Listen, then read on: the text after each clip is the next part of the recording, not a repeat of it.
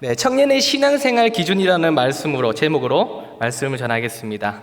우리 젊은이 예배는 20대 갈릴리와 30대 이상 청년부로 이루어진 젊은이들입니다. 여러분들이 지금 청년의 시절을 지금 보내고 계실 텐데요. 그렇다면 청년인 여러분들에게 가장 설레게 하는 단어는 어떤 건가요? 어떤 것을 들었을 때 또는 어떤 것을 보았을 때 여러분들은 가장 설레시나요? 혹시 사랑이라는 달콤한 말인가요? 아니면 남자, 여자, 이성인가요? 아니면 손석구인가요? 네. 여자들은 드라마 바뀔 때마다 이상형이 바뀌는 것 같더라고요. 제 아내도 그렇고요. 근데 아무튼 어떤 이는 성공이 될 수 있고 어떤 이는 설레게 하는 게 청약 당첨이 될 수 있고 다 각각 다를 겁니다. 저는 여러분과 같이 청년부에서 믿음 생활할 때 저를 가장 설레게 했던 것은 뭐냐 하면 이 청년이라는 단어입니다. 청년의 단어를 듣는다든지 성경책에서 청년이라는 단어를 보게 되면 그렇게 설레더라고요. 여러분들은 저처럼 청년의 단어를 들었을 때 설렐 수도 있고 안 설렐 수도 있지만 어쨌거나 청년 때가 가장 아름다운 때라는 것은 동의할 겁니다. 가장 예쁜 때이고 가장 멋진 때라는 거죠. 청년 때는 하고 싶은 것도 많고 보고 싶은 것도 많고 궁금한 것도 많잖아요. 친구들이랑 아무 생각 없이 놀아도 되는 그런 나이기도 하고 또 겁없이 도전도 해볼 수 있는 것이 청년인 것 같습니다. 무엇보다 남녀 간에 뜨거운 사랑을 할 때도 이 청년 때 할 수 있는 것이죠. 저는 청년이 가장 설레게 했던 단어지만 지금은 아닙니다. 왜냐하면 이제 한 사람만 평생 봐야 되기 때문입니다. 네, 여러분, 근데 참 재밌는 것은 청년이라는 단어가 이 양면성을 가지고 있다는 거예요. 이것저것 많이 도전해 볼 수도 있는 그런 때이지만 반대로 실패할 수도 있는 그런 두려움이 휩싸이는 게 청년입니다. 또 예쁜 사랑을 할 수도 있는 때이지만 반대로 혈기왕성할 때다 보니 남녀 간의 스킨십이나 그런 성적인 죄도 지을 수 있는 것이 청년입니다. 그래서 인터넷 초록색 창에는 청년이라는 단어를 검색하며 이렇게 나와 있습니다. 신체적, 정신적으로 한창 성장하거나 무르익는 시기에 있는 사람. 즉 이 성장하는 이 중요한 시절에 잘 보내게 되면 너무나 아름다운 청년의 시절을 보내는 거지만 반대로 그렇지 못하면 돌아가고 싶지 않은 그런 청년의 시절이 될 수 있는 것이 청년입니다. 우리 갈릴리와 샬롯 청년부 여러분들은 모두 이 청년 때 신체적으로 정신적인 뿐만 아니라 영적으로도 성장하고 무르익는 사람이 될 수 있기를 주님의 이름으로 소망합니다. 좋습니다. 자, 오늘 본문은 시편입니다. 시편 150편으로 이루어진 시편 중에 오늘 이 본문 119편은 좀 재밌고 신기한 부분들이 많이 있습니다. 먼저 시편 119편은 성경 중앙에 위치하고 있어요. 제가 다 살려보진 않았지만 119편을 딱 잡고 양쪽에 자를 딱 재보니까 거의 정확하더라고요. 지금 또 잡아보지 마시고요. 네. 그리고 이 시편 119편은 무려 176절로 이루어진 시편 중에 가장 긴 시편입니다. 이 176절이 여러분 그냥 주저리 써진 게 아니라 이 1절부터 8절까지, 9절부터 16절까지, 17절부터 24절까지, 즉 8절씩 끊어서 22연으로 구성된 시편입니다. 그래서 22연은 히브리 알파벳이 총 22개거든요. 그래서 1절에 첫 번째 그 자음이 배치되어 있고 그 다음 9절에 두 번째 자음이 배치되어 있고 즉 영어로 따지면 A, B, C, D 1절, 9절 이렇게 해서 22연으로 이루어져 있는 거예요. 그래서 이 긴 119편을 주제를 말하라고 하면 말씀입니다. 그래서 이 시편 기자는 인간이 동원할 수 있는 모든 히브리어 단어를 사용해서 하나님의 말씀을 삶의 표대로 삼아서 살아가자라고 교훈하고 있는 것입니다. 그중 오늘 2연 9절부터 16절까지는 청년에 대한 말씀인 것입니다. 자, 그렇다면 우리는 이 청년의 때 어떻게 살아가야 하는 것일까요? 점점 청년들이 믿음 생활을 하기가 힘들다라고 하고 우리 지금 교회 청년들 아직 이렇게 굳건하게 많이 나오지만 주변의 교회 청년들을 보면 많이 힘들고 무너져 있는 게 지금 현실입니다. 그렇다면 이 시대에 우리가 청년으로서 어떻게 살아가야 하는 것을 질문을 던질 필요가 있는 것이죠. 그래서 오늘 본문은 이 질문을 던지고 답을 제시해주고 있습니다. 다 같이 한번 구절을 읽어볼까요? 시작! 청년이 무엇으로 그의 행실을 깨끗하게 하리이까?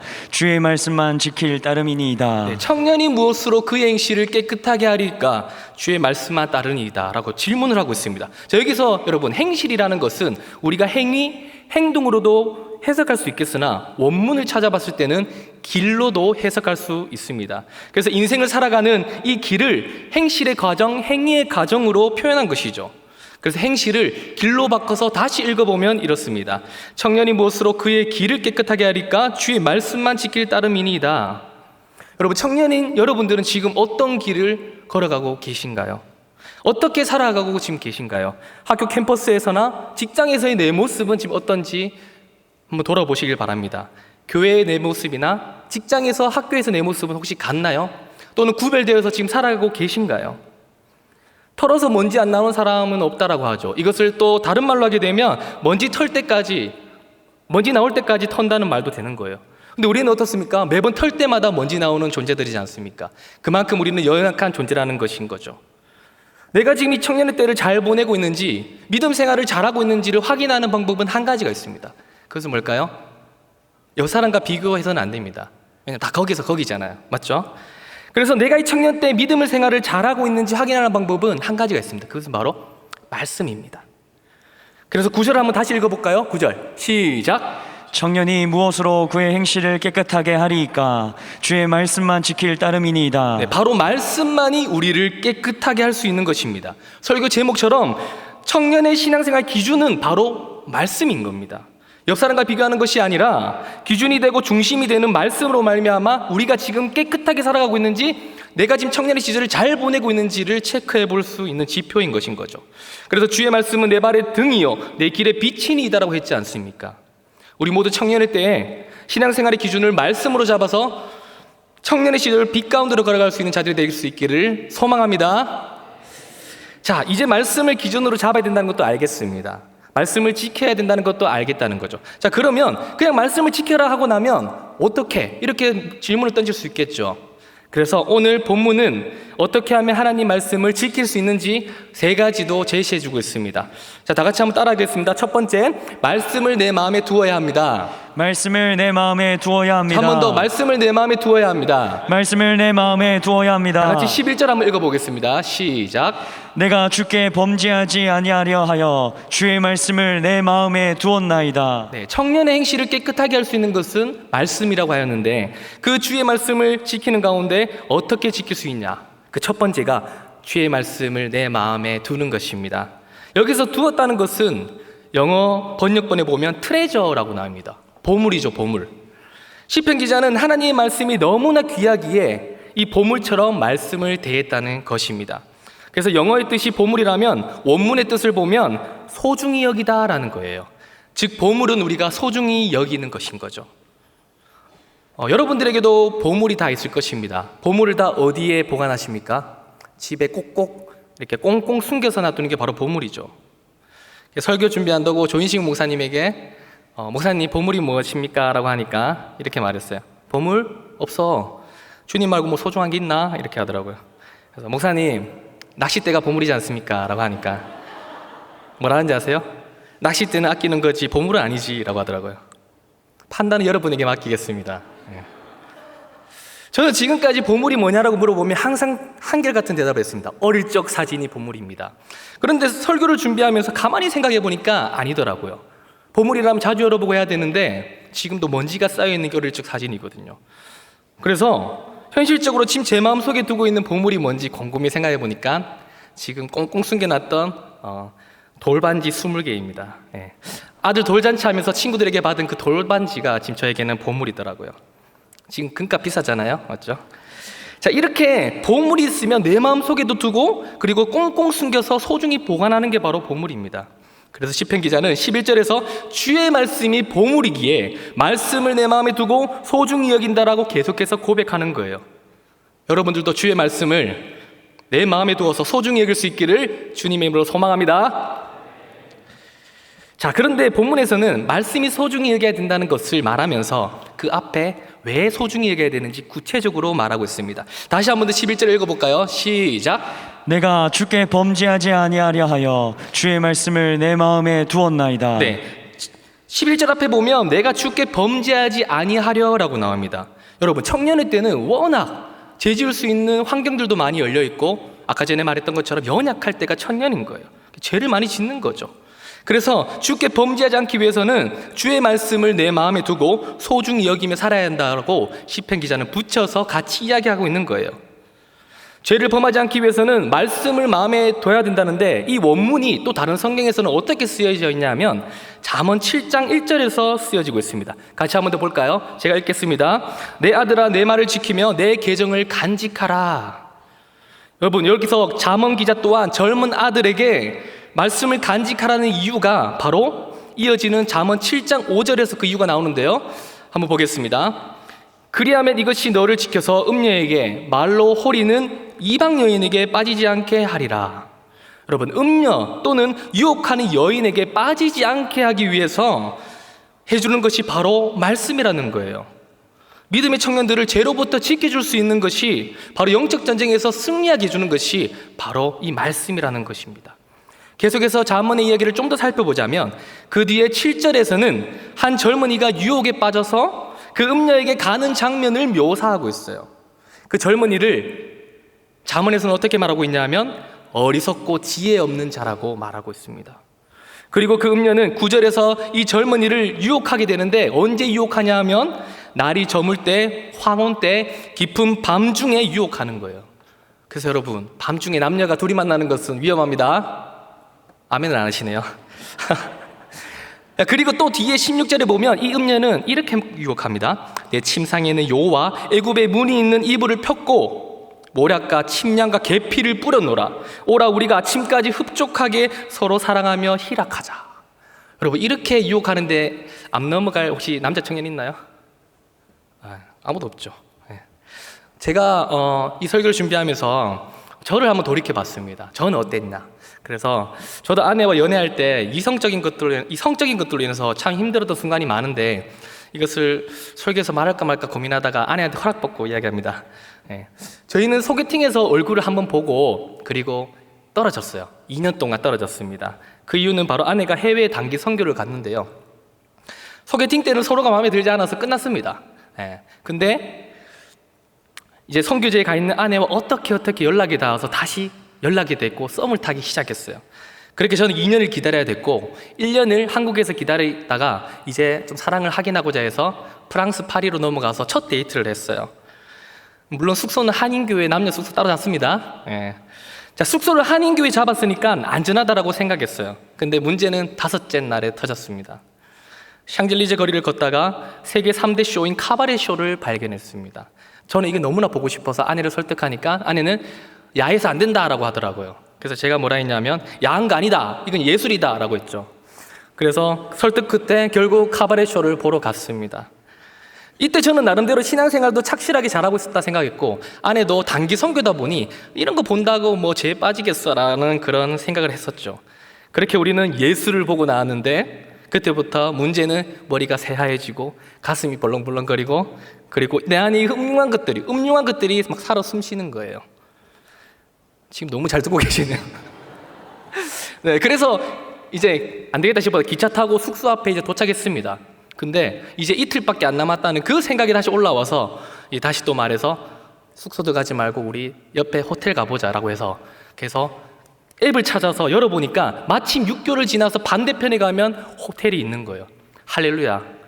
그래서 기쁜 마음으로 손을 잡고 이제 걸어서 육교를 걸어서 이제 그곳으로 내려가기만 하면 되는 거예요. 내려가니까 불량배 남자 2명이 담배를 피고 있더라고요. 그때 조금 무서웠습니다. 근데 티를 안 내고 끝까지 손잡고 내려갔는데 육교를 딱 내려가니까 이제 한 길이 쫙 열려 있는 거예요. 근데 그 열려 있는데 가로등이 없이 굉장히 어두컴컴한 길로만 한 길로 쫙 열어져 있었어요. 근데 이 길만 지나면 호텔에 나온다는 그 생각에 손잡고 계속 걸어갔습니다. 근데 이 길 지나가는데 아내가 갑자기 이런 말 하더라고요. 오빠 무섭지 않아? 나 지금 너무 무서워 라고 하는 거예요. 그때 제가 온몸에 소름이 쫙 끼치면서 지금도 소름 끼치는데 그래서 돌아가자라고 했어요. 왜냐 저는 더 무서웠거든요. 너무 무서워가지고 이 길을 그래도 이 음흉한 생각을 가지고 가는데 아내가 무섭다 하니까 저는 너무 무서워. 지금도 소름 끼쳐요. 그래서 돌아가지고 6개월 지나서 다시 한인 숙소에 들어갔던 기억이 있습니다.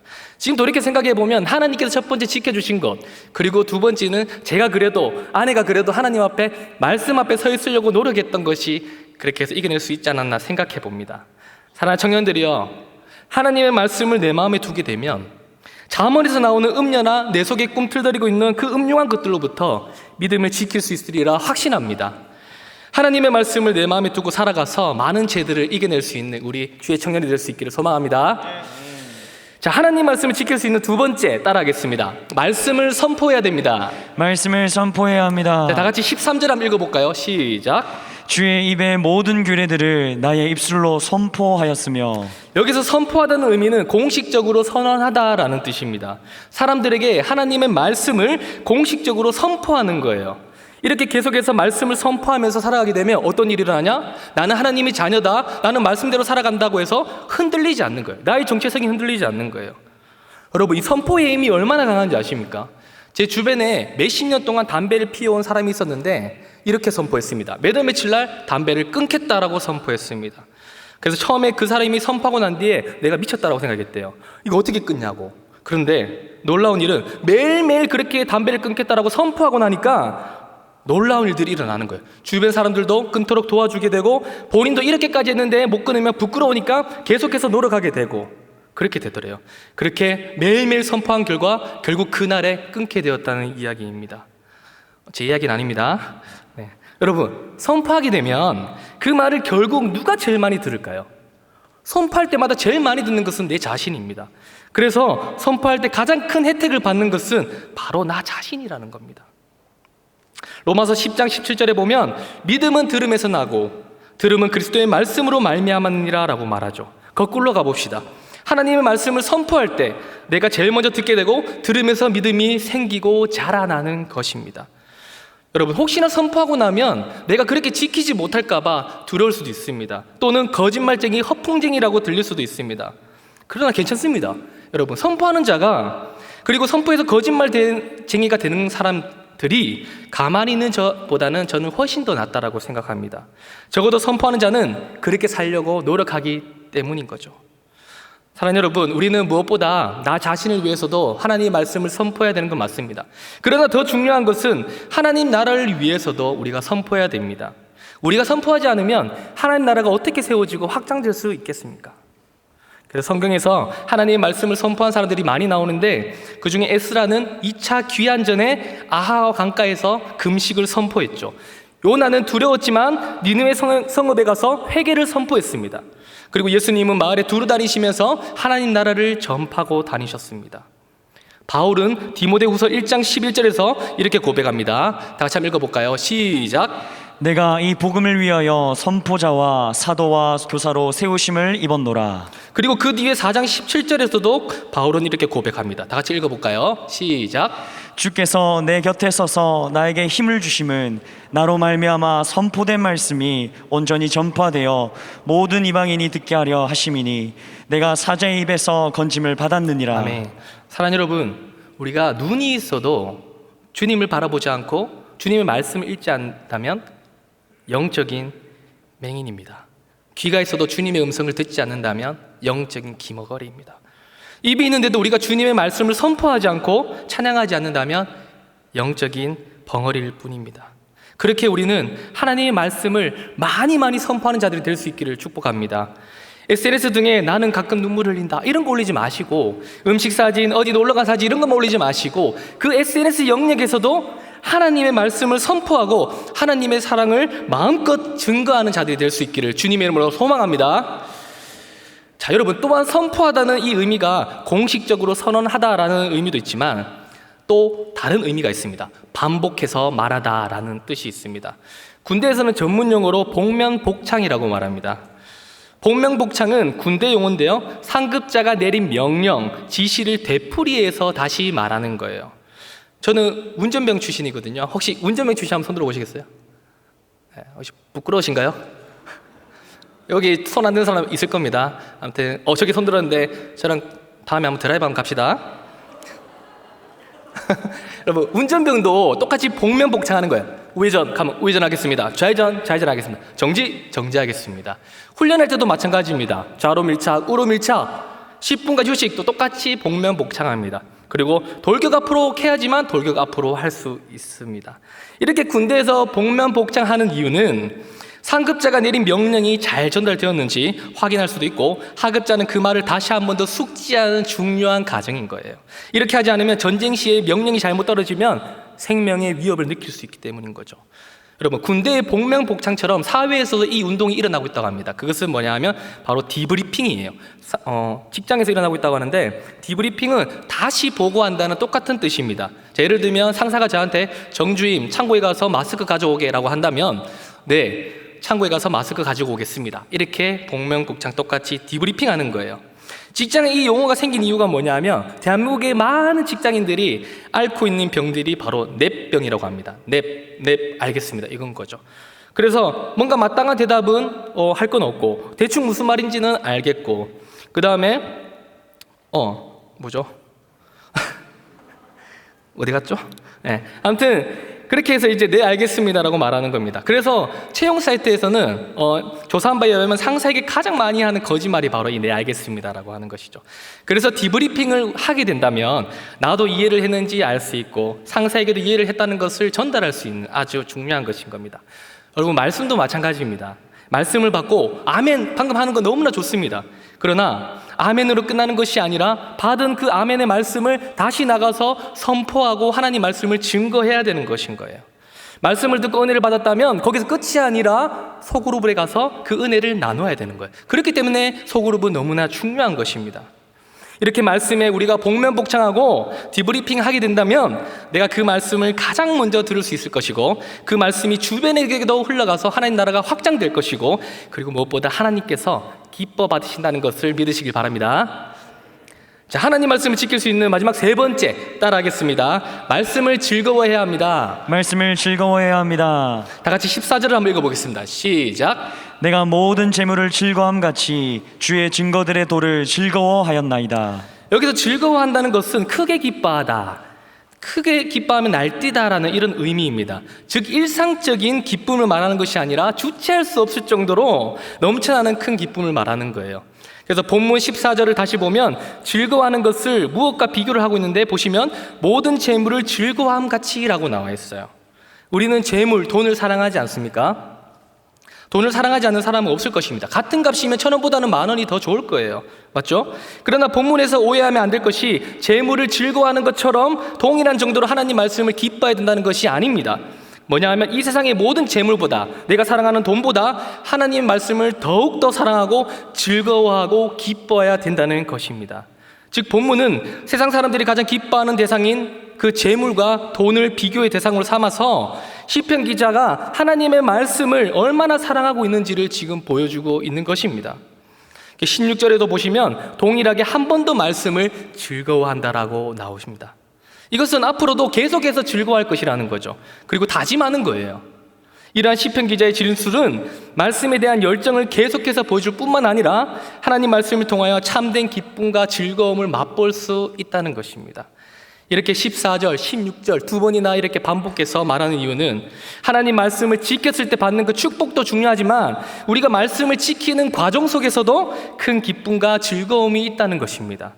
우리도 그렇지 않습니까? 결과를 중요하시는 분들이 있고 과정을 중요시하는 분들이 있습니다. 그런데 따지고 보면 둘 다 중요한 것이죠.